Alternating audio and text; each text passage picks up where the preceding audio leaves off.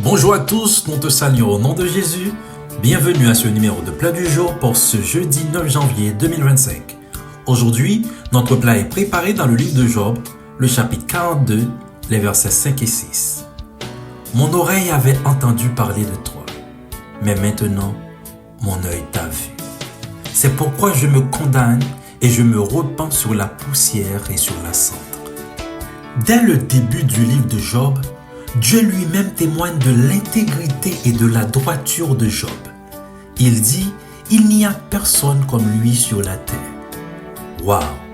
Quelle déclaration de Dieu en faveur d'un humain comme toi et moi. Qui n'aimerait pas être l'objet d'une telle déclaration de la part du Dieu souverain? De par la sainteté de Dieu et sa justice, il ne saurait s'exprimer en ces termes au sujet d'un simple humain si ce n'était quelqu'un qui le connaissait, le craignait et développait une intimité profonde avec lui. Ce témoignage divin place Job à un niveau d'intimité exceptionnel avec Dieu, une relation qui le distingue de tous les hommes de son époque. Pourtant, malgré ce haut niveau de droiture et d'intégrité, Job découvre après ses épreuves que cette relation qu'il considérait profonde n'était qu'un aperçu limité de qui est Dieu. Ces déclarations dans Job 42 montrent que les épreuves ne sont pas seulement des tests de foi, mais aussi des opportunités pour expérimenter Dieu dans une dimension supérieure. Les épreuves de Job deviennent le moyen par lequel Dieu se révèle à lui de manière plus directe et personnelle. Avant cela, Job avait une connaissance de Dieu basée sur des récits et son expérience de la vie. Mais la souffrance et les interactions divines l'amènent à voir Dieu tel qu'il est réellement. Ces moments difficiles, bien que douloureux, ouvrent les yeux spirituels de Job et approfondissent sa compréhension de la grandeur et de la souveraineté de Dieu. Ce qui nous amène à comprendre qu'en ce qui concerne notre connaissance de Dieu, il y a différence entre apprendre Dieu et vivre Dieu. Job a entendu parler de Dieu. On lui a raconté des choses au sujet du Dieu de ses pères. On lui a enseigné Dieu. En d'autres termes, Job a appris Dieu. Il a connu Dieu dans ce qu'on lui a transmis et cela était suffisant pour lui pour aimer ce Dieu, le craindre, développer une relation intime avec lui et marcher dans sa volonté. Ce qui lui a valu cette marque de distinction de la part de Dieu qu'il a honoré devant le plus grand adversaire de l'homme. Permettez-moi de reprendre pour vous ce texte dans Job 2, verset 3, où Dieu a fait pour une deuxième fois cette déclaration au sujet de Job en présence de Satan. L'Éternel dit à Satan, « As-tu remarqué mon serviteur Job? Il n'y a personne comme lui sur la terre. C'est un homme intègre et droit, craignant Dieu et se détournant du mal. Il demeure ferme dans son intégrité. » Waouh! Que de mots élogieux venant de la bouche de Dieu pour un homme fait de la poussière de la terre.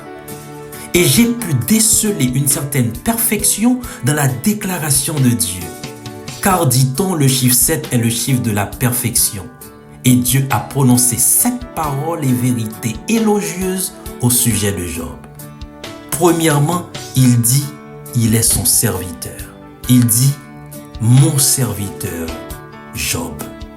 Deuxièmement, il dit qu'il est distingué sur toute la terre. Troisièmement, il dit c'est un homme intègre. Et comme si l'intégrité n'était pas suffisante, quatrièmement, il dit qu'il est droit. Cinquièmement, il parle de la crainte de Dieu. Il dit c'est un homme craignant Dieu. Sixièmement, il dit il se détourne du mal. Et septièmement, il ajoute qu'il est ferme dans son intégrité. Waouh! Dieu a parié sur Job contre Satan. Cependant, même avec tous ces qualificatifs et titres honorifiques, Job n'avait pas encore vécu Dieu. Ce n'est qu'après avoir vécu un niveau de souffrance qui n'a jamais été décrit en de telles atrocités dans la Bible que Job allait comprendre que cette connaissance qu'il avait de Dieu était très limité et qu'il était jusque-là un simple apprenti dans les choses de Dieu. Et il déclare, « Mon oreille avait entendu parler de toi, mais maintenant mon œil t'a vu. » Ainsi, Job est passé de son apprentissage des choses de Dieu à l'expérience vivante de la vie de Dieu. Job a cette fois vécu Dieu dans toute sa souveraineté, sa grandeur, sa puissance, mais aussi et surtout sa bonté et son amour. Autre fait remarquable dans ce texte se trouve dans le verset 6, où cette révélation a poussé Job à une humilité encore plus grande et une repentance non pas pour des péchés cachés, mais pour une meilleure compréhension de sa petitesse devant un Dieu infiniment grand. Waouh! Pendant que Dieu élève Job, le présentant comme un grand parmi les hommes, les épreuves par contre lui ont révélé sa petitesse devant l'infinie grandeur du grand je suis. Quelle leçon d'humilité! Bien-aimés, ce passage nous enseigne que même si nous marchons fidèlement avec Dieu, les épreuves ne sont pas des punitions, mais des occasions pour grandir spirituellement et vivre la grandeur de Dieu dans une dimension plus élevée.